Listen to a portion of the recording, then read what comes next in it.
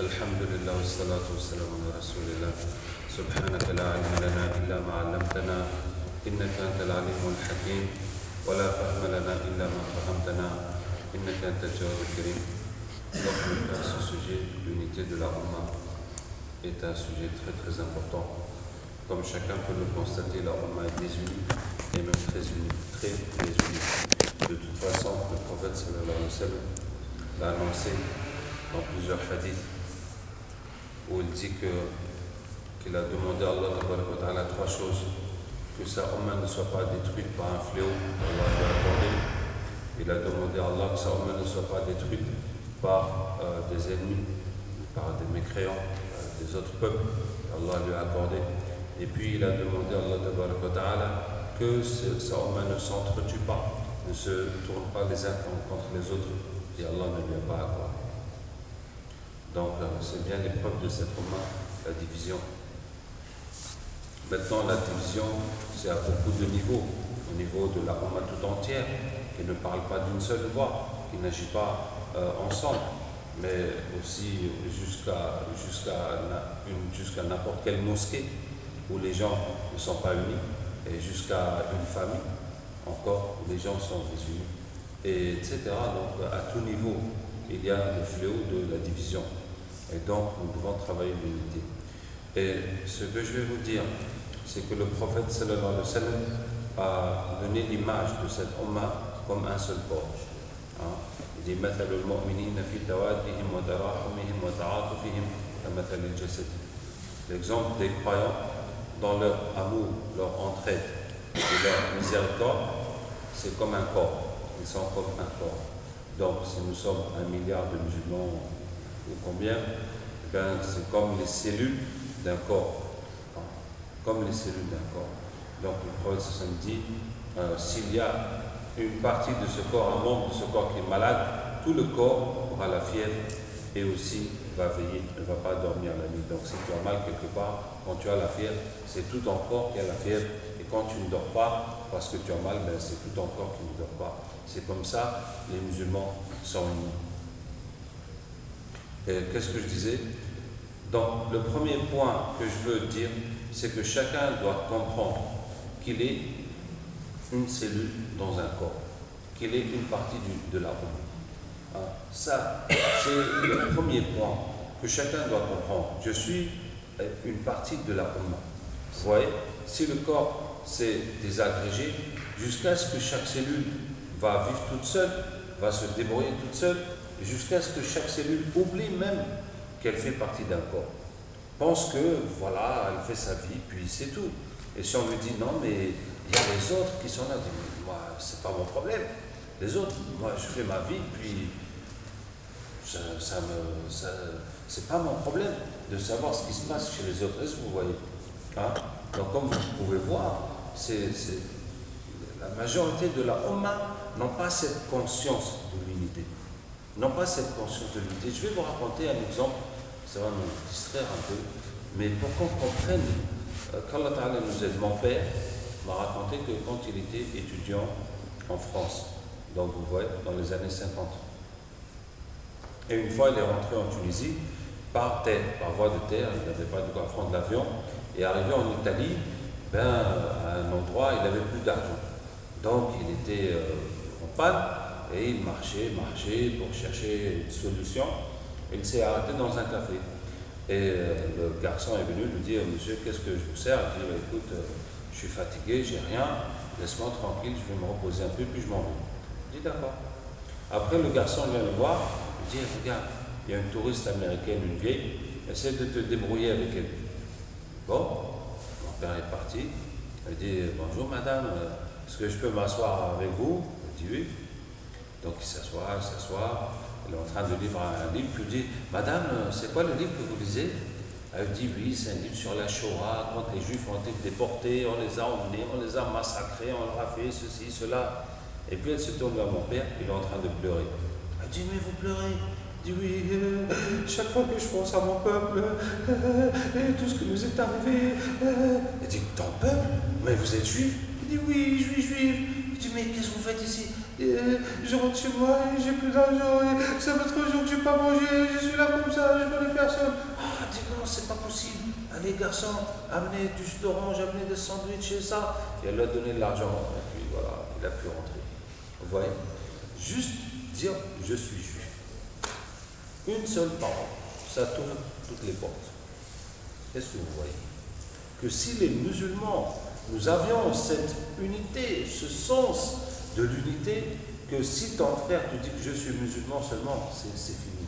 Il n'a pas besoin d'expliquer plus que ça. Juste cette parole. Un inconnu total. Jamais vu, c'est pas le même pays, c'est rien. Juste, je suis juif. Alors, voilà comment on t'ouvre les bras, voilà comment on te règle tes problèmes, voilà comment, etc., etc. Bon, ce n'est pas que eux sont notre modèle, mais en vérité, c'est comme ça que les musulmans, nous devrions être. Et quand on dit que nous sommes tous des frères, vous voyez? Donc, ce que je veux dire en premier lieu, sur l'unité de la Ummah, la chose la plus importante à comprendre, c'est que l'unité se construit par chacun de nous. Chacun de nous doit construire cette unité. Hein? Et l'esprit qui consiste à critiquer les autres, dire pourquoi les Arabes ne sont pas unis, pourquoi les ulama ne sont pas unis, pourquoi les ceci, les cela ne sont pas unis, hein? Pourquoi les politiciens dans tel pays ne défendent pas l'islam, alors que soi-même, on n'a rien fait pour l'islam. Donc ça, c'est une façon de voir et de parler qui n'avance pas les choses. Hein, qui n'avance pas les choses et qui est inutile et voire nuisible. Donc il faut laisser ça. Il faut se dire, moi, qu'est-ce que je peux faire? Qu'est-ce que moi je peux faire pour avancer les choses? Et au moins, pour ne pas les faire reculer. Est-ce que vous voyez? Et moi, je dois construire dans mon cœur. Dans mon cœur, je dois changer mon identité. Hein, mon identité, que je suis tel fils de tel, j'appartiens à telle famille, je fais tel métier, et voilà, c'est comme ça que j'ai résumé ma vie. J'ai résumé ma vie, bon, peut-être que je suis dans tel groupe ou dans tel tariq, voilà, j'ai fait tout mon portrait. Hein? Non, mon identité, c'est wa innani minal muslimin. Et je suis un musulman, et je suis parmi les musulmans. Comme Allah Ta'ala dit, wa man ahsanu qawlan mimman da'a ila Allah wa amila salihan wa qala innani minal muslimin. Qui dit une meilleure parole que celui qui appelle à Allah, qui accomplit une bonne œuvre et qui dit je suis parmi les musulmans. Hein? On n'a pas une autre appartenance, une autre fierté, dire je suis de tel groupe, c'est ça ma fierté, c'est ça mon acquis, c'est ça que j'ai investi dans ma vie, etc. Non, non. Dans mon cœur, j'ai le sentiment d'être avec les musulmans. Même si je fais une activité, même si je suis dans une mosquée, même si j'ai une nationalité, et bien entendu, même si j'appartiens à une famille, et là où je suis le plus proche, c'est normal que je vais m'investir le plus, que je vais passer le plus de temps, etc. Mais dans mon cœur, je suis un musulman. Hein? Je sens ce poids de la Ummah sur moi, c'est ça qui est ma famille. C'est ça qui est mon appartenance. Donc je disais que le premier point, c'est de réaliser en soi cette croyance en cette fraternité qui implique, comme dit le prophète sallallahu alayhi wa sallam, la yu'minu ahadukum hatta yuhibba li akhihi ma yuhibbu li nafsihi. Aucun de vous ne sera croyant jusqu'à aimer pour son frère ce qu'il aime pour lui-même. C'est normal. Quand tu as ton frère qui est ton frère de sang, mais tu ne peux pas le laisser dehors, dormir dehors, et que toi tu es chez toi, tu vas l'accueillir, même si tu n'as pas de place, tu vas lui faire de la place, même si tu n'as pas mangé suffisamment, mais tu vas partager ce qu'il y a, etc. N'est-ce pas? Ton frère, tu ne peux pas le laisser comme ça, abandonné ou quoi, et toi, non, tu dis, non, allez, je laisse tomber celui-là. Non, hein? Allah Ta'ala nous aide. Allah Ta'ala nous aide. Donc vous voyez qu'entre notre comportement et le fait d'aimer à notre frère musulman, quel qu'il soit, la même chose qu'on aime pour nous-mêmes, ben on a du chemin. On a du chemin. Allah Ta'ala nous aide. Dans ce chemin, c'est tout le comportement de l'islam, mes frères. Il y a tout le comportement, la façon de traiter les gens, la façon de se comporter avec les gens. Quel exemple je vais vous donner? C'est toutes ces manières de l'islam. Je vais vous donner un exemple, bon, ça me vient comme ça en tête. Depuis que j'ai commencé à pratiquer l'islam, alhamdoulilah, quand j'avais 15 ans, eh ben, j'ai trouvé très peu de gens qui m'ont donné des conseils pour vraiment avancer. Très peu de gens qui se sont occupés ou penchés sur mon cas pour dire voici un jeune qui est motivé, on va lui apprendre de bonnes choses pour qu'il avance à fond dans la religion, etc. Est-ce que vous voyez? On est là, et puis on vient dans les cours, on va avec tout le monde, etc. Et je me suis dit, avec le temps, avec les années, avec ce que j'ai appris, alhamdoulilah, à travers des efforts, à travers des erreurs, à travers des recherches, je me dis que si je pouvais me retrouver quand j'étais jeune, faire un voyage dans le temps, et quels conseils je me donnerais. Vous voyez, si j'en pouvais faire un feedback comme ça, ben, Allah Ta'ala n'a pas fait que ce soit possible. Mais si on pouvait se faire ça, quels conseils on se donnerait? Est-ce que vous voyez? Et donc, chaque fois que je rencontre un jeune qui est semblable à ce que j'étais, eh ben, je m'efforce, Bismillah Ta'ala, de lui donner les meilleurs conseils que je peux lui donner. Mais ça, c'est un devoir qui est chez chacun. C'est un devoir qui est chez chacun. Par exemple, tu es là, tu vois un jeune qui vient, qui est motivé, qui veut apprendre, mais il n'a pas besoin de te demander des conseils. Ou personne n'a besoin de te dire, tiens mon frère, donne-lui des conseils pour qu'il avance dans la religion. Mais c'est ton devoir. Tel que tu le vois, si tu étais à sa place, et maintenant avec le recul, avec les années que tu as pris, avec tout ce que tu as appris dans la religion, quel conseil tu dois lui donner? Mais tu dois lui donner. Est-ce que vous comprenez? Il n'y a pas besoin qu'il te demande ou que quelqu'un te dise, mon frère, tiens, donne-nous des conseils, mais c'est ton devoir. Dès que tu vois, tu as l'occasion, il faut lui donner. Est-ce que vous voyez? Par exemple, j'ai célébré combien de fois des mariages, des nikahs, où je demande aux garçons, parce que bien entendu je suis avec le garçon, est-ce qu'on t'a donné les conseils, les directives par rapport au mariage? Il me dit non, personne. Combien de fois? Est-ce que vous voyez? Ça c'est terrible, parce que le mariage, ça ne peut pas s'improviser. Et quelqu'un qui n'a jamais eu l'expérience, mais forcément, il va voir plein de situations difficiles. En tout cas, tous ceux qui sont mariés le savent très bien, qu'on met du temps à apprendre, à s'adapter, etc., etc. Et c'est tellement bête que quelqu'un, tu le vois, il va faire la même expérience que toi, et tu lui dis rien. Tu lui dis rien, tu lui dis pas attention à ça, ou je te conseille de faire comme ça. Subhanallah, mais c'est pas normal. Est-ce que vous voyez? Mais c'est pas normal. Ça veut dire que tu t'en fous de lui. De la même façon que tu t'es cassé la gueule, que tu as eu plein de problèmes, mais tu vas le laisser lui aussi se taper contre les murs jusqu'à ce qu'Allah comment ça va se terminer. Vous voyez? Qu'Allah Ta'ala nous aide. Donc ça fait partie du sentiment de fraternité qui nous impose d'aimer à notre frère ce qu'on aime à nous-mêmes. Bon, donc qu'est-ce que je vous disais? Que l'unité de la Ummah se construit d'abord à l'intérieur de chacun d'eux. Chacun doit travailler ce sentiment d'unité. Est-ce que vous voyez? Et laisser tomber les critiques des autres. Puisque moi-même, je ne suis pas capable d'aimer à mon frère ce que j'aime pour moi-même, pourquoi je vais critiquer les autres qui sont divisés et qui s'insultent, et qui ne se respectent pas, etc., etc., etc. Donc je n'ai pas besoin, puisque moi-même, je ne vis pas la fraternité telle que Allah Ta'ala et son prophète sallallahu alayhi wa sallam nous la demandent. Et certains vont dire, oui mais si on fait la fraternité avec eux, eux ils ne font pas avec nous. Oui, mais c'est comme ça que ça commence. C'est comme ça que ça commence. Et notre modèle, c'est le prophète sallallahu alayhi wa sallam. Regardez dans l'histoire de la bataille de Hunayn, où les musulmans ont gagné un butin immense. Parce que cette tribu est venue attaquer les musulmans et ils ont ramené tous leurs femmes, leurs enfants et tout leur bétail et tous leurs biens pour se donner du courage pour ne pas s'enfuir. Finalement, ils ont perdu et ils se sont convertis.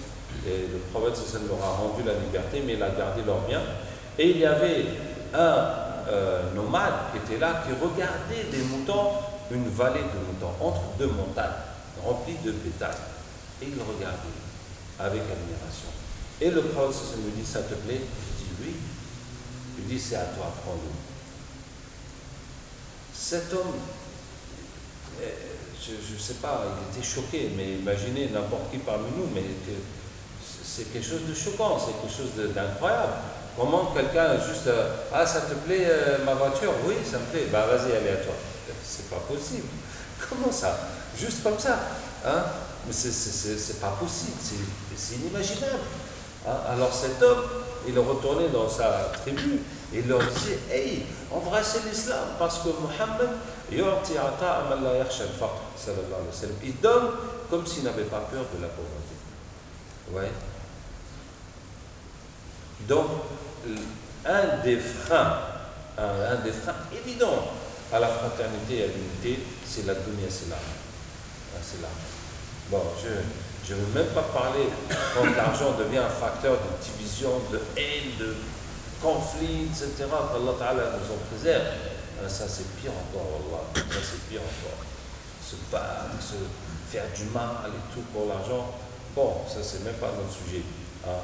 Mais quand c'est l'argent qui bloque la fraternité, parce que tu veux pour toi et tu ne veux pas pour ton frère. Allah nous aide. Vous voyez que l'unité, c'est pas juste se mettre d'accord dans la parole, hein, c'est pas juste faire shura, se mettre d'accord comme si dans l'entreprise on va faire le plan pour l'année, la programmation de la production, etc.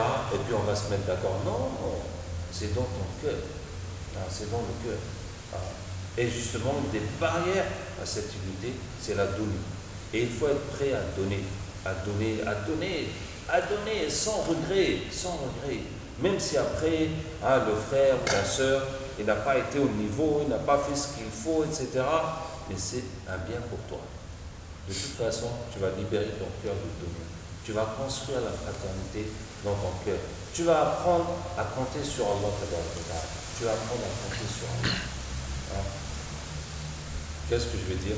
Toutefois, quand on donne, il ne s'agit pas d'apprendre, d'encourager les gens qui sont inconscients et qui sont irresponsables et qui font n'importe quoi. Vous voyez, par exemple, si tu as ton vrai frère, et vous faites le même travail, vous gagnez le même salaire, mais lui il gaspille son argent. Après chaque fois il vient te dire, oui prête-moi, mais il ne fait qu'emprunter, il ne rembourse jamais parce qu'il gère mal son argent. Donc là, tu dois l'aider en l'aidant à mieux gérer son budget et non pas le financer indéfiniment de façon à l'encourager à toujours faire n'importe quoi.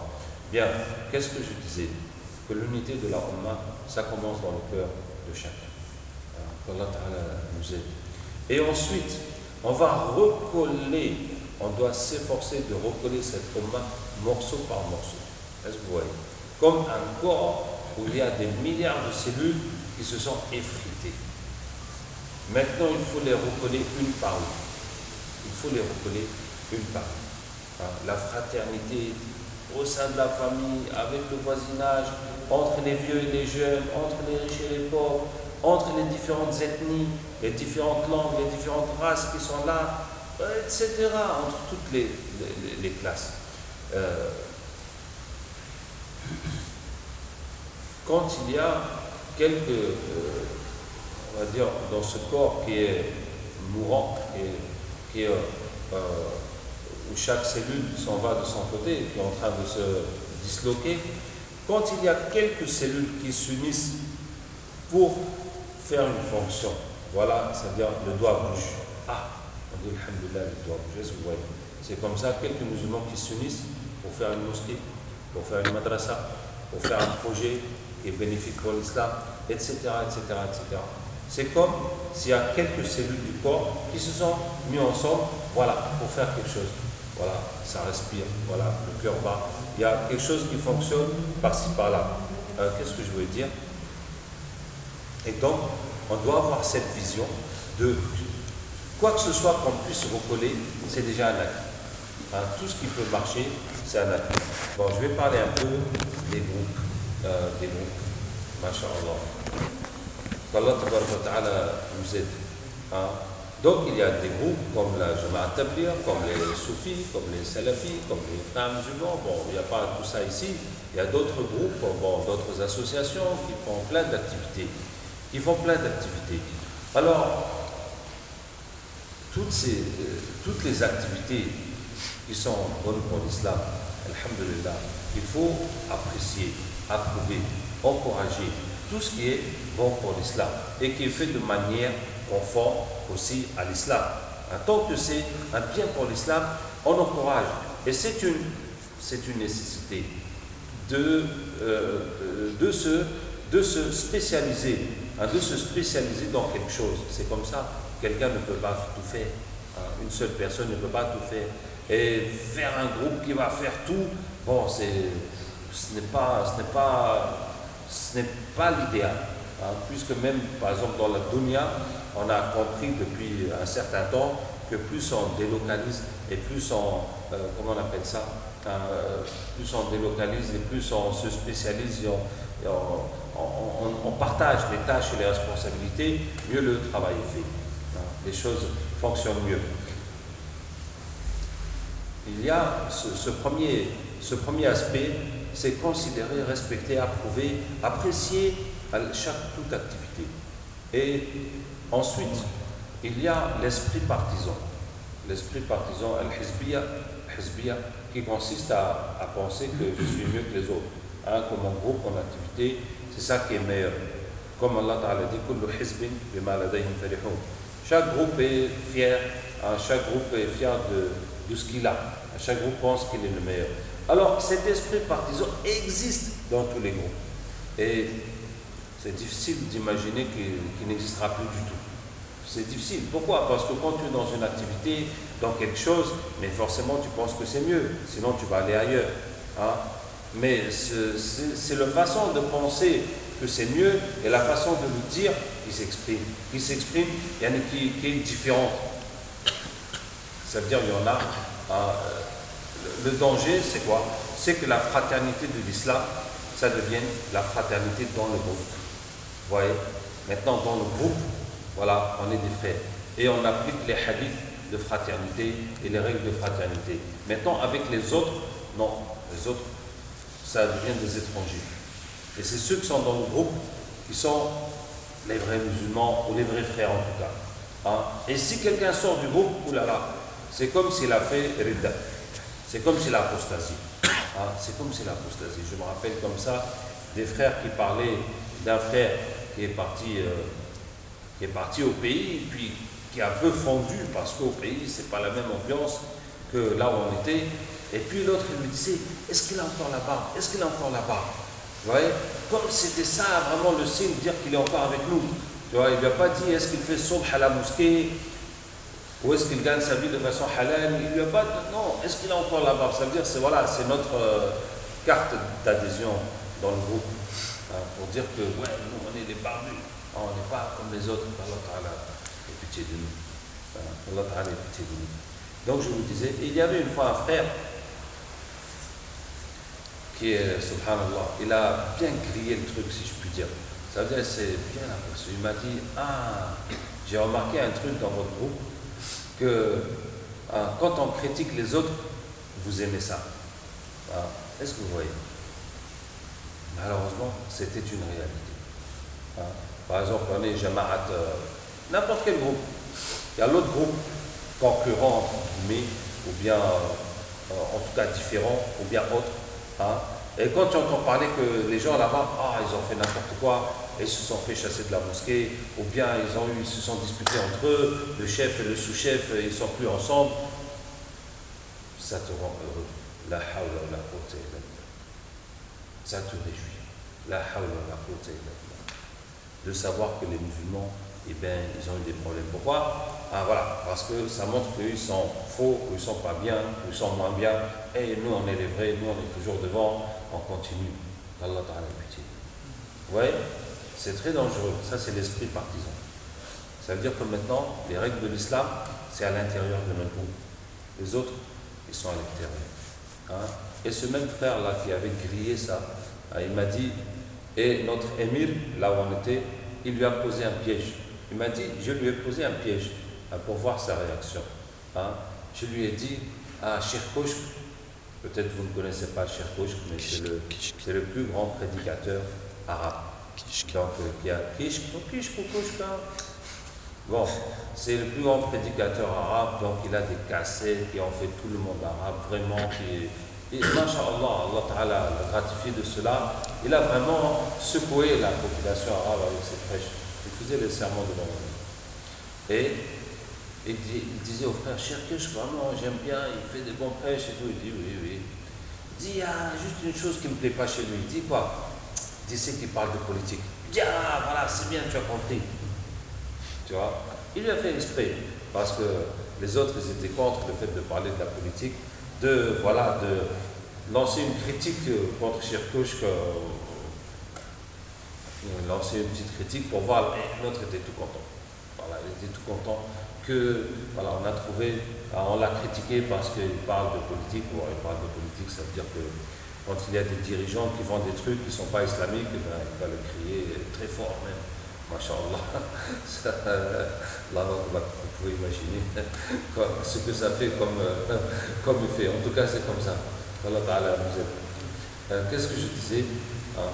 Donc, dans les groupes, Allah Ta'ala nous aide. Maintenant, vous savez, dans les différents groupes islamiques, chacun s'est spécialisé dans quelque chose. Il y en a qui s'est spécialisé dans la da'wah, dans le dhikr, comment on appelle ça déjà, la tazkiya, la purification de l'âme. Il y en a qui s'est spécialisé dans la science, il y en a qui s'est spécialisé dans la khidma, de résoudre des problèmes des musulmans, les trucs sociaux, ou économiques, ou politiques, ou etc., etc., etc. En tout cas, chacun s'est spécialisé dans quelque chose. Hein. Et bien entendu, on rêve d'unir toutes ces tendances, mais on ne pourra jamais les unir en leur disant que ce que tu fais c'est pas bon, chez moi c'est bon, il faut laisser ce que tu fais pour venir faire ce que je fais. Est-ce que vous voyez hein? Il fut un temps vraiment dans notre jeunesse, quand j'y pense, je ne sais pas si est-ce que ça me fait rire ou ça me fait pleurer. La hawla wa la quwwata illa billah. Mais il fut un temps, dans notre jeunesse, on était des jeunes, on était confrontés à toutes ces tendances et on se disait, il y a un groupe qui est dans la vérité à 100%, et les autres qui sont dans l'erreur à 100%. La hawla wa la quwwata illa billah. Quand j'y pense, c'est tellement, je ne sais même pas comment dire, c'est tellement, la hawla wa la quwwata illa billah. Ah, c'est tellement pauvre comme pensée. Ah, c'est tellement pauvre comme approche. Ah, c'est tellement limité, tellement une vision tellement limitée. Ah, de penser qu'il y a un groupe qui est dans la vérité, toute la vérité, ils sont parfaits quoi. Et les autres qui sont dans l'erreur totale, ça veut dire qu'il n'y a rien à profiter, il n'y a rien à apprécier chez eux. La hawla wa la quwwata illa billah. Et maintenant la question que tout le monde se pose, c'est lequel? C'est lequel qui est bon et tous les autres à la poubelle. La hawla wa la quwwata illa billah. Et bien entendu, dans chaque groupe il y a du bien et du mal, il y a des débordements. Comme je vous dis, l'esprit partisan, il n'y a pas un groupe, il n'y en a pas. Mais il y en a que c'est plus grave. Il y en a qui va dire, tous ceux qui ne sont pas comme nous, c'est des koffars. La hawla wa la quwwata illa billah. Ils sont mécréants. C'est nous seuls qui sommes le groupe sauvé. Voilà. C'est nous seuls le groupe sauvé. Les autres groupes, c'est les groupes égaux. D'ailleurs, je vais vous faire un petit commentaire sur le groupe sauvé, mais j'espère que vous connaissez déjà, puisque le prophète dit que les juifs se sont divisés en 71 groupes, tout en enfer, les chrétiens en 72, tout en enfer, et les musulmans vont se diviser en 73 groupes, qui vont tout en enfer sauf une, celles qui suivent ma sunna et la sunna de mes compagnons. Et de quoi s'agit-il? Il s'agit, le premier groupe qui est sorti de l'islam, c'est ceux qui ont suivi Moussaïlima, le faux prophète. Et ensuite, il y a eu Talha, notre faux prophète, et ensuite il y a eu une femme prophétesse, et puis il y avait le Khawarij qui ont déclaré que Ali et Muawiyah étaient mécréants et qui sont sortis et qui eux-mêmes se sont divisés en plusieurs groupes. Il y a eu une fois dans l'histoire de l'islam un état de Khawarij, ils ont eu un pays où ils ont aboli la charia. Ils ont dit qu'il n'y a plus besoin de charia Chacun n'a qu'à vivre comme il a envie de vivre. Est-ce que vous voyez? Et il y a eu plusieurs groupes jusqu'à aujourd'hui. Vous voyez le groupe des Ismaélites chez les chiites. Ils disent que Ali s'est trompé au lieu de Jibril alayhi salam s'est trompé. Au lieu d'aller chez Ali, il est parti chez Mohammed. Les Druses, eux, disent que c'est Ali qui est Dieu, etc. Donc quand on parle des groupes qui vont en enfer, on parle de ça. On ne parle pas de ceux qui se sont spécialisés pour la haine, les autres pour la da'wah, les autres pour le dhikr, etc. Non, tout ça, c'est des activités qui sont reconnues dans l'islam. Sauf maintenant, si dans ce groupe encore, on va faire encore d'autres choses. Là, on va faire encore d'autres déviations qui vont nous sortir de l'islam, qui vont être vraiment contraires aux piliers de la foi musulmane. Donc, qu'est-ce que je disais en parlant de l'unité? Maintenant, dans les groupes, il y a quelque chose que je veux vous dire au niveau de la construction de l'islam. Un des aspects de la construction de la société musulmane, parce que on est obligé de repartir par l'individu, remonter. Vous voyez, avant d'arriver à la politique, je vais vous dire, avant d'arriver à la politique, par exemple, on se pose la question de la Palestine. Comment résoudre la Palestine? Et est-ce qu'on peut libérer la Palestine? Est-ce que vous voyez? Je vous ai donné un exemple sur les Juifs, sur leur unité. Un autre exemple, subhanallah, qui m'a marqué aussi, j'ai travaillé une fois pour Flammarion, quand je suis toujours ingénieur en statistique et économie, et j'ai fait un travail pour Flammarion, les éditions Flammarion. Et c'est des Juifs, c'est des Juifs. Et il y avait mon patron, en tout cas celui avec qui je faisais le travail, et ils m'ont payé. Ils m'ont payé donc mon salaire. Et juste après, 2-3 jours après, il y a eu un attentat en Algérie. Il y a eu un attentat à l'époque, jusqu'à maintenant, quand on a analysé. Et il m'a dit, c'est là que notre argent est parti. Je lui ai dit, qu'est-ce qu'il raconte? Il m'a dit que c'est là que notre argent est parti. Pourquoi? Mais parce que chez eux, c'est comme ça. Chez eux, c'est comme ça. Israël veut faire un truc, clac, on va collecter de l'argent, et voilà. Ça va être fait comme ça. Ça va être fait comme ça. Alors, leur argent, il part dans ça. Tellement que leur argent part dans leur cause, qu'ils s'imaginent que nous aussi, on est pareil. Ce que vous voyez. Alors que si un musulman, il acquiert une grande richesse, la plupart du temps, il va s'acheter une grande maison, ou bien il va tendre son magasin, etc., etc. Ça veut dire on ne verra pas comme ça que quelque chose va augmenter dans l'islam. Parce que chez un musulman, il y a plus d'argent qui est venu. Ouais. Donc ce que je voulais dire, c'est que pour arriver à résoudre un problème comme ça, politique aussi, au niveau de la Palestine, il y a eu chez les Juifs en tout cas des étapes, comme cette étape d'argent. Que tout leur argent, ils versent dans leur cause. Qu'est-ce que je voulais dire? Qu'on doit s'organiser à un niveau professionnel. Et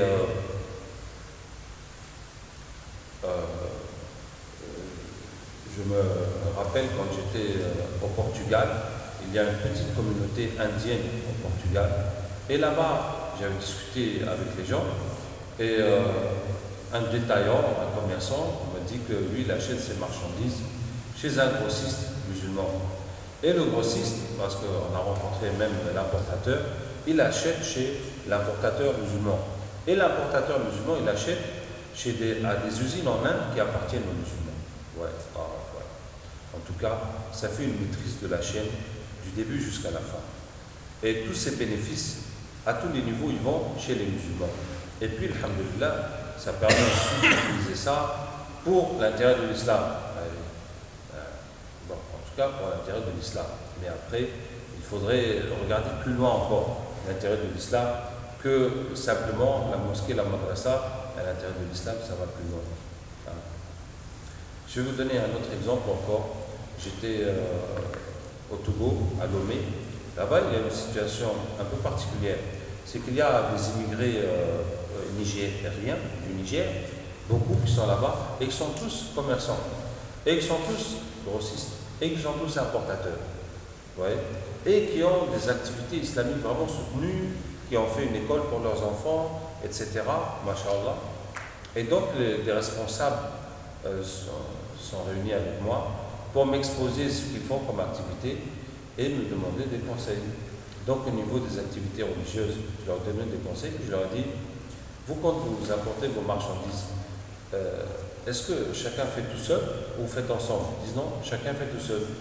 Je dis bon, vous pouvez vous regrouper à plusieurs pour confier votre argent à une personne et qui va aller négocier pour vous et vous obtenir des meilleurs prix, des meilleures conditions et peut-être même commander vos propres marchandises telles que vous les voulez. Et ensuite, au lieu d'aller tout le temps en Chine, essayez de développer des partenariats avec des musulmans.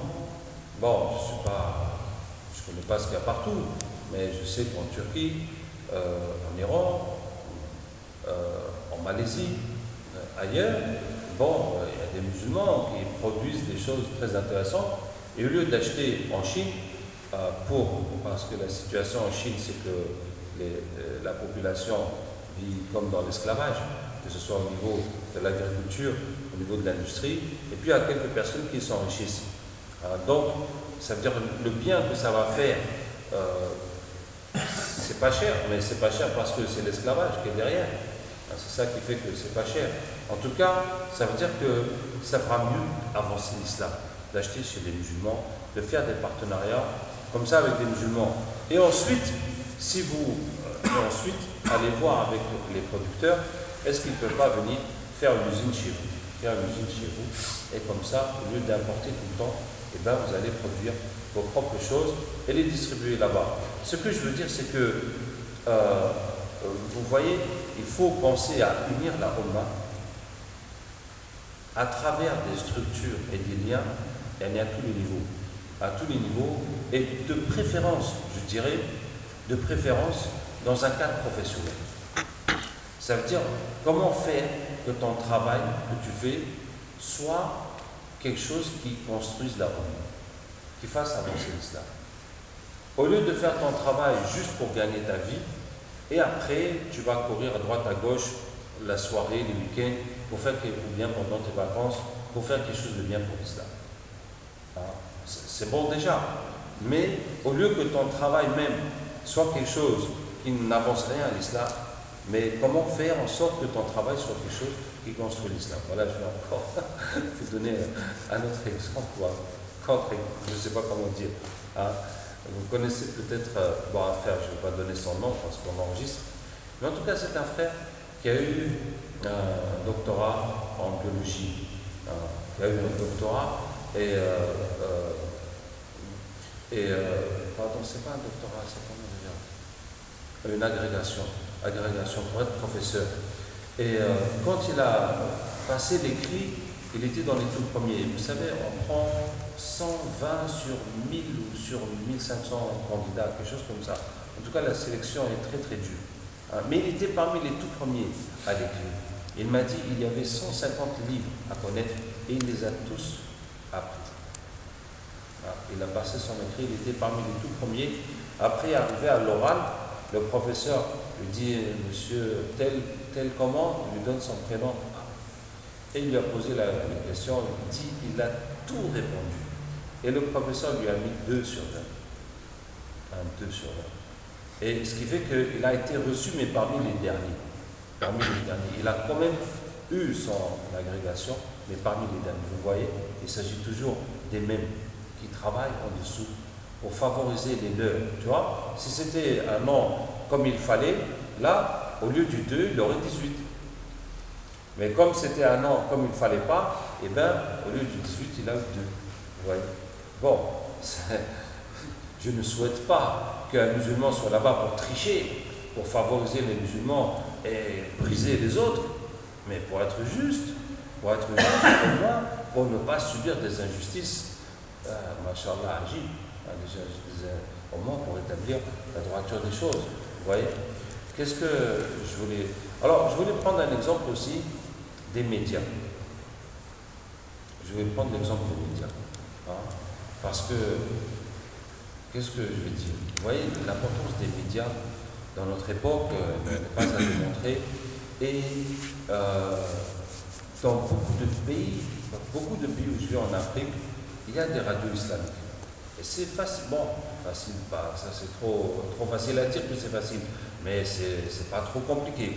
C'est pas trop compliqué, c'est faisable. Des fois, il y a même des radios islamiques régionales. Ah, mais sinon, bon, c'est une ou deux ou trois même radios islamiques dans la capitale d'un pays. Et puis, il y a plusieurs pays qui ont commencé à faire des télévisions islamiques. Qui ont commencé, je veux dire, dans 3 pays. En Niger, au Togo, et puis aussi en Côte d'Ivoire. Bon, c'est débutant, mais vous voyez l'importance, en tout cas on sait avec Internet, l'importance que ça peut avoir pour l'islam et l'importance de cet outil. Vous voyez, ça va. Bi'idhnillah tabaraka wa ta'ala, ça pourra être un facteur vraiment d'unir la Ummah. Ça veut dire, c'est pas, ça y est, que c'est pas gagné comme ça, que si on fait une télévision islamique, la Ummah sera unie, mais c'est quelque chose de très important. Ouais.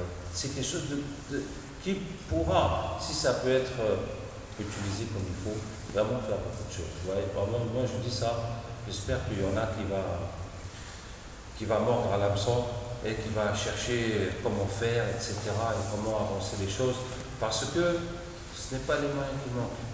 Quand on voit, vous voyez, le pétrole qui augmente, et une fois, j'étais interviewé chez moi à Paris par quelqu'un qui travaille pour je ne sais plus quelle télévision américaine, et il m'a dit comme ça qu'il a été recruté par Al Jazeera pour faire la Jazeera en anglais, pour faire la version anglaise, mais ça n'existait pas encore. Vous voyez, il m'a dit parce que chez eux le pétrole, le prix du pétrole a doublé, puis triplé, puis quadruplé. C'est de l'argent qui rentre chez eux comme ça. Ils ne savent même pas quoi faire maintenant avec tout cet argent. Vous voyez, à nous, tous ces prix de pétrole qui augmentent, on se plaint, puis c'est la crise, etc. Eux, ça rentre comme ça dans leur poche sans faire le moindre effort supplémentaire. Ce qu'ils vendaient à, je sais pas, à 30 euros, ils le vendent à 100 euros, et puis voilà, c'est que de l'argent en plus. Donc, ils ont tout cet argent, et puis voilà, et donc ils vont faire une deuxième chaîne en anglais, et pourquoi pas une en français. Mais bon, je disais là, c'est des infos, ce n'est pas, en tout cas moi, dans ma vision, c'est plus une chaîne éducative qu'une chaîne d'information, de politique, de football, en tout cas d'infos. C'est plus une chaîne éducative. Vous voyez, subhanallah, il y a plusieurs chaînes en anglais. Il y a plusieurs chaînes islamiques en anglais, mais il n'y en a pas en français. Et puisque je dis ça, je viens, là quand j'étais en métropole, j'étais en Belgique, et ben il y a une chaîne islamique française en Belgique qui s'appelle comment déjà? Médiane TV. Médiane TV. Ouais, Médiane TV. En tout cas, ça vraiment, ça pourra faire, bi'idhnillah tabaraka wa ta'ala, beaucoup de bien à la Ummah. Donc je reviens à l'unité de la Ummah. Je vais parler un peu de différence entre les madhab, les différences juridiques. Les différences juridiques, et je vais vous donner un petit exemple. Une fois, j'allais à la mosquée, j'étais là-bas où j'habite, et j'étais en train de faire mon chapelet, de faire mon tasbih en marchant, et puis il y a un jeune qui me dit « Hey, cher, le tasbih c'est bid'a ». Je dis « Ah bon ?» Il dit « Qui a dit que le tasbih, que le chapelet c'est bid'a ?» Il me dit « Al-ulama », il dit « Les savants », il dit. Je dis « Les savants, tous les savants ». Il me dit « Non, les vrais savants ». Ah, les vrais savants. Et je dis, et toi, comment tu as fait pour connaître les vrais savants des faux savants? Tu n'es même pas un savant. Tu es allé monter où pour dire que ça, c'est les vrais savants et ça, c'est les faux savants. Ouais. Et ça, c'est très grave. Ça, c'est très grave. Ça veut dire, c'est comme ça qu'on fait des sectes. En disant, ça, c'est les vrais savants et ça, c'est les faux savants. Sur quels critères? En tout cas, ce n'est pas le critère de la science, puisque la science, il n'a pas. N'est-ce pas? Ce n'est pas la connaissance du din, sur le din, de tout le din, qui lui permet de dire, puisqu'il n'est pas savant. Ceux qui disent qu'ils sont faux savants, ils sont plus savants que lui. Donc comment il peut, celui qui est plus bas, il dit que l'autre qui en connaît plus que lui, c'est un faux savant. Est-ce que vous voyez? Donc le critère, c'est al-hawa, c'est la passion. Ça veut dire les savants qui correspondent à la façon que lui il voit les choses, ça c'est les vrais savants. Et les passions que les savants, c'est pas comme lui il pense, ça c'est des faux savants. Est-ce que vous voyez? En tout cas, la chose qui s'impose aux musulmans, c'est al-ijma', c'est le consensus des savants. Quand les savants sont tous d'accord sur une chose, et tout musulman ne peut que suivre.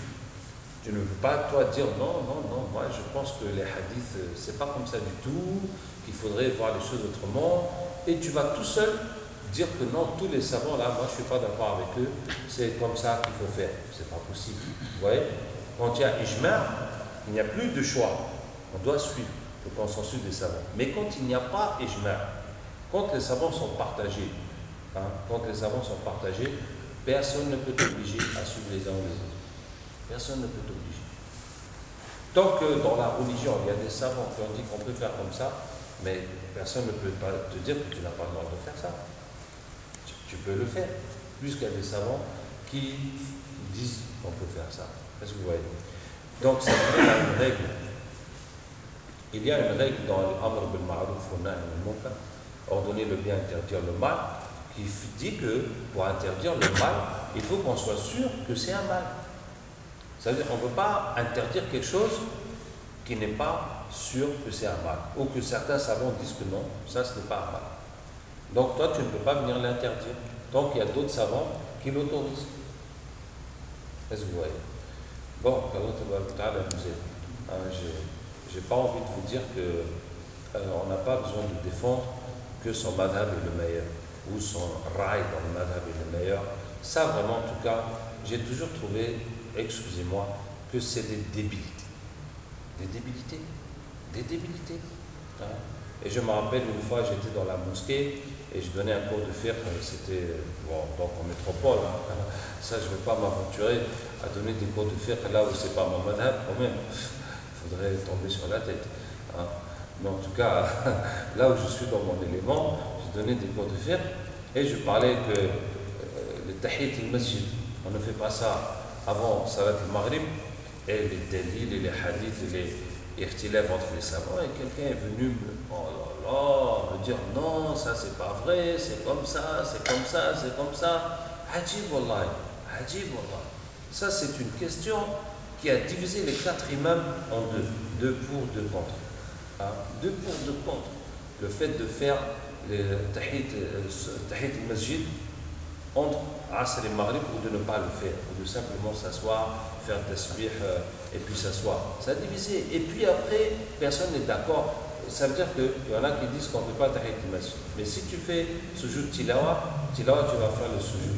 Et il y en a qui, la période d'avant-Dhuhr, qui dit on fait, qui dit on ne fait pas. Et après ça veut dire que les 4 ont des positions différentes. Et chacun a ses délits. Il y a les hadiths, et chacun interprète et explique comment les hadiths, et comment quelqu'un maintenant va venir dire que cela a raison et cela a tort. Ça me rappelle d'ailleurs une fois, j'étais avec un savant, c'était un Français converti qui a fait ses études au Pakistan, et on a parlé du fait de lever les mains avant le cours et après le cours, hein, qui est pratiqué dans d'autres madhab. Et il m'a dit que leur ustad leur a fait un cours là-dessus, un cours de 4 heures de temps. Et pendant 4 heures, il donnait tous les délits, tous les hadiths, chaque hadith. Est-ce qu'il est sahih ou daïf? Si il est daïf, pourquoi? Parce qu'il y a tel rapporteur qui a tel problème. Mais il y a d'autres savants qui ont dit que non, c'est pas daïf, c'est fiable, etc., etc., etc. Pour, au cours de 4 heures, donner raison à son madhab, qui est de ne pas faire le raf avant et après le recours. Qu'est-ce que je veux dire? C'est que vraiment, en tout cas, quelqu'un qui n'a pas de science et qui va venir dire non, c'est ça qui est bon et c'est ça qui n'est pas bon, vraiment, qu'Allah Ta'ala nous guide. Mais si c'est les savants, en tout cas les savants aussi, qu'Allah Ta'ala nous guide parce que Allah, la ilaha illallah. Donc je disais, voilà, sur ce qui est irtilaf entre les madhab. Donc, raison de division. Quelle autre chose je vais donner? Les divisions sur la dunya, ce n'est pas tellement le sujet. Parce que quand on parle de l'unité de la Ummah, l'unité dans l'islam, la dunya, ça, on est supposé avoir laissé ça derrière nous. Mais je vais quand même vous raconter une petite histoire. qu'Allah Ta'ala nous aide. C'est l'histoire Abu Darda, avec Salman al-Farisi, qui était frère par la fraternité de l'islam. Et arrivé à un moment, Salman al-Farisi a été gouverneur en Perse, donc la Perse est devenue musulmane comme il est persan d'origine. Et il a dit à Abu Darda qui était avec lui, s'il te plaît, est-ce que tu peux aller demander dans une famille la main de leur fille en mariage pour moi? Il dit d'accord, il va. Il dit salam alaikum wa rahmatullahi wa barakatuh. Wa alaikum salam wa rahmatullahi wa barakatuh. C'est qui? Il dit c'est Abu Darda. Oh, bienvenue Abu Darda. Qu'est-ce qu'on peut faire pour toi? Il dit voilà, je viens demander la main de votre fille. Ils disent bien sûr, on te la donne tout de suite. Il dit mais non, c'est pas pour moi, c'est pour Salman, le gouverneur de la province. Oh, il dit Salman, il est gouverneur, il est occupé par Dunya, il ne pourra pas bien s'occuper de notre fille. Il dit tant pis, qadarallah wa shafa'al. Ils disent mais si tu veux, toi on te la donne, tu peux l'épouser. Il dit mais moi je ne suis pas venu pour ça. Ils disent mais c'est pas grave, tu peux l'épouser.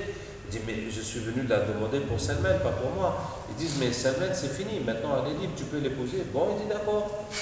Il épouse la fille et il revient. Et Salman est en train de l'attendre. Il dit alors mon frère, qu'est-ce qu'ils ont dit, comment ça s'est passé? Ah, il dit vraiment j'ai honte, je ne sais pas quoi te dire. Il dit mais pourquoi? Il dit tu m'as envoyé pour te la demander en mariage et je l'ai épousée moi-même. Hein? Et Salman lui dit vraiment j'ai honte, je ne sais pas quoi te dire. Il dit mais pourquoi? Il dit Allah te l'a écrite pour toi et moi j'ai voulu l'épouser pour moi-même. Vous voyez, quand on a un esprit comme ça, la dunya ne peut pas nous diviser. La dunya ne peut pas nous diviser. Hein? Qu'Allah nous aide. La dunya, ça ne doit pas nous diviser. Si la dunya nous divise, c'est que c'est la dunya qui est dans nos cœurs. On ne parle plus de l'islam. Oui, je voulais vous dire quelque chose encore sur la division. Le prophète sallallahu alayhi wa sallam a dit Al-fitnatu na'imatun fi ummati la'ana Allah man ayqadaha. La fitna, la discorde, la division dehors dans la umma. Maudit est celui qui l'a révélé. Hein? Les gens sont unis, les gens sont bien, et quelqu'un vient avec une histoire d'argent, ou bien une histoire de race, ou bien une histoire de quoi que ce soit, pour diviser, faire des clans. Il est maudit. Il est maudit. Hein? Il est maudit, celui qui est venu diviser la umma, même un groupe de la umma. Allah Ta'ala nous en préserve. Et pour ça, chacun doit faire attention à ce qu'il dit, à ce qu'il fait, pour ne pas être de ceux qui divisent, mais de ceux qui unissent. Comme Allah Ta'ala dit وَقُلْ لِعِبَادِ يَقُولُ الَّتِي هِيَ أَحْسَنُ إِنَّ الشَّيْطَانَ يَنزَغُ بَيْنَهُمْ إِنَّ الشَّيْطَانَ كَانَ لِلْإِنسَانِ عَدُوًّا مُبِينًا. Dis à mes serviteurs de dire la meilleure parole, car Shaitan essaie de provoquer entre eux, car Shaitan est l'ennemi évident de l'homme. Vous voyez? Et ça vraiment, ça c'est un conseil que on a besoin de se répéter très souvent. Wallah, ce conseil qui est dans le hadith Man kana yu'minu billahi wal yawmil akhir falyaqul khayran aw liyasmut. Quiconque croit en Allah et au jour dernier, qu'il dise du bien ou qu'il se taise. Vraiment mes frères, c'est malheureusement, depuis que je suis dans l'islam, j'ai vu peu de gens qui essayent de faire ce hadith, ou qui font ce hadith, ou même qui essayent de faire ce hadith. Peu de gens, et beaucoup de frères. Je dis arrête de plaisanter, arrête de chahuter, arrête de dire des choses comme ça qui n'ont pas de sens, des plaisanteries, des mensonges. Je dis non, c'est rien, c'est pas grave, il continue. Mais la façon que le prophète m'a dit, c'est grave. Ce que le prophète m'a dit, c'est celui qui croit en Allah et au jour dernier, qu'il dise du bien ou qu'il se taise. Est-ce que vous voyez? Ce n'est pas celui qui dit du bien ou qui se tait, eh ben, il aura une maison au paradis. Non, ce n'est pas juste une maison comme ça. Ce n'est pas juste une fadila, c'est-à-dire une vertu, une récompense, un mérite pour celui qui... Non, le prophète a posé ça comme une condition de la foi. Comme une condition de la foi. Et vraiment, j'invite et j'encourage tout le monde à essayer de pratiquer ça. Et je vous dis un truc, cette qualité-là, dire du bien ou se taire, ça ne s'acquiert pas avec l'âge. Et ça ne s'acquiert pas avec l'ancienneté. Et ça ne s'acquiert pas avec le grade. Parce qu'on trouve des gens vieux, des gens hauts responsables, des gens bien gradés dans l'islam, ils sont toujours en train de dire n'importe quoi. Vous voyez? Donc, ne vous dites pas que j'essaierai de faire ça plus tard, quand je serai plus avancé dans l'islam. Non, il faut que tu le fasses tout de suite. Fais tout ton effort pour faire ça tout de suite. Mais ce hadith, ça dépasse le cadre de l'unité, mais c'est vraiment pour la spiritualité, pour la da'wah, pour beaucoup de choses. C'est extrêmement pour la hikmah, c'est extrêmement utile d'appliquer ce hadith. Qu'est-ce que je veux dire? Faire attention, ne jamais dire une parole qui divise, une parole qui blesse, une parole qui suscite des problèmes, et toujours chercher la parole qui unit les cœurs, la parole qui unit les cœurs, qui réconcilie. Qu'Allah Ta'ala nous aide. Pas faire des doigts, subhanallah, voilà, c'est gratuit. Faire des doigts pour quelqu'un, mashallah. Voilà, c'est cadeau. Et quand quelqu'un tu lui dis, mon frère, qu'Allah te bénisse, qu'Allah bénisse tes enfants, qu'Allah te donne plus de foi, mais il est content. Ça réunit les cœurs, c'est vrai ou pas? Et voilà, c'est gratuit, c'est cadeau. J'en profite pour vous parler d'une sunna qui n'a peut-être rien à voir, mais vraiment ça unit les cœurs.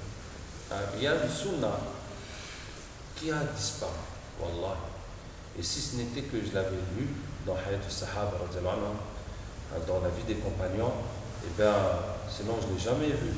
Pour dire que voilà, j'ai vu des gens pratiquer cette sunna, non, j'ai jamais vu. Si ce n'est que je l'ai lu dans le livre, alhamdulillah, je l'ai pratiqué. Bon, ça se pratique en groupe, parce que c'est une sunna de groupe. Et je vous invite à le faire à tout moment. C'est quoi? Eh bien, la sunna, c'est très simple. Les Sahaba et le prophète sallallahu alayhi wa sallam avaient l'habitude de s'asseoir en cercle et de faire dua à tour de rôle. On s'assoit, je fais dua, et Allah, guide-nous, pardonne-nous, tout. Puis tu fais, puis il fait, chacun fait dua, les autres disent amen. Et on fait le tour du cercle. Est-ce que vous voyez? C'est très simple. Et c'est une sunna. Et Inch'Allah, pratiquez-la, faites revivre cette sunna. Faites revivre cette sunna, pratiquez-la, vous pouvez faire à la maison en famille, avec les frères à la mosquée, n'importe où. Faites cette sunna. Il m'est arrivé une fois, c'était agib, ça m'est arrivé une fois, j'étais célébré un mariage, et le mariage, il y avait un converti, et je pense que c'était un arabe avec une convertie. En tout cas, tous ceux qui étaient là, il y avait à peine 2 ou 3 musulmans, et les autres étaient des non-musulmans. Bon, on était une douzaine de personnes. Les autres étaient des non-musulmans. Donc j'ai fait le mariage, puis j'ai fait le dua, j'ai fait les bénédictions, et quand j'ai fini, la dame qui était à ma droite, elle a dit que Dieu vous donne des bons enfants, ceci, cela. Et puis la personne suivante s'est mise à faire des doigts. Puis on a fait tout le tour comme ça. On a fait tout le tour à des présences. C'était spontané. Alors moi j'ai fait le doigt et elle toute seule, elle s'est mise à parler, à faire les bénédictions. Et puis l'autre, chacun a suivi comme une chaîne. Oui, mais c'était très beau. Machallah, c'était très bien. C'est pas des musulmans, mais c'est les mêmes doigts, n'est-ce pas? C'est les mêmes doigts de bénédiction, de bonheur, de tout ça. Oui. Et vraiment, c'est une sunna, je vous dis. C'est une sunna. On a deux hadiths là-dessus. Le prophète sallam est rentré à la mosquée, il a trouvé Abu Huraira avec 2 sahabis. Il leur a dit: qu'est-ce que vous faites? Ils ont dit: on est là pour évoquer Allah Ta'ala, pour lui demander. Et le prophète sallam dit: Allah fait dua, il fait. Et le prophète sallam dit Amin. Il dit à l'autre: fait dua, il fait. Le prophète sallam dit Amin. Et puis il dit à Abu Huraira: fait dua.